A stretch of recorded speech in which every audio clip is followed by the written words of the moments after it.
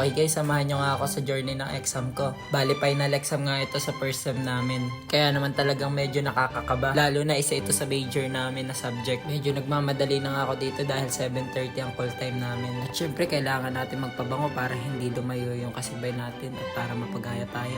Joke lang. Bali, may 27 minutes pa tayo dyan para makapag-review pa ng kaunti kahit papaano. Sa part niya, naghihintay na lang ako ng tricycle. Medyo natagalan nga ako sa pag-aantay dyan ng tricycle dahil tuwing alas 7 nga, punuan talaga ang tricycle niyan. At ayun na nga, nakasakay na nga ako.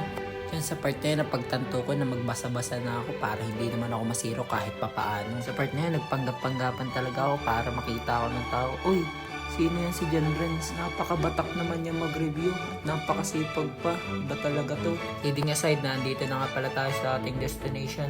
Ang isa sa pinagmamalaki ng bayan namin, ang PUP Lopez. Iilan lang kasi ang meron nito sa Quezon. At ituro ko nga pala yung classroom namin nandun sa pinakandulo na yun.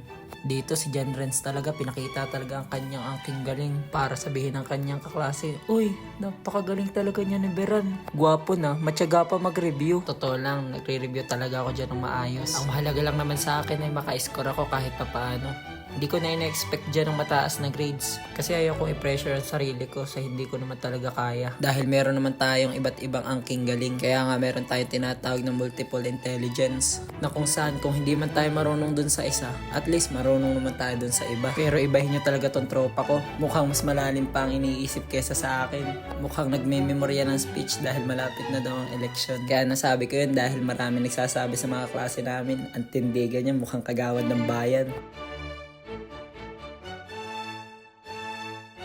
Di ko na nabidyohan dyan nung nag-exam kami dahil bawal ang cellphone. Dito sa part na to, nagmumuni-muni na lang ako dahil nalaman na namin yung score namin. At maliban nga sa exam, ito ang isa sa pinakakinakabahan ako. Ang maniningil na naman ng treasurer namin. Shoutout sa'yo, ang Bea Bores ng Basar. Di mahalaga magwagig, ang mahalaga ay nakibahagi. yun, nadalo Hindi, hindi mahalaga kung ikaw ay di nakapasa, basta ay hindi ka nang gaya. yo, nadali mo bo. Di mahalaga magwagig. Ang mahalaga ay nakibahagi. Uy, ba't nyo pinayak to? Bagsak ka sa exam. Bagsak.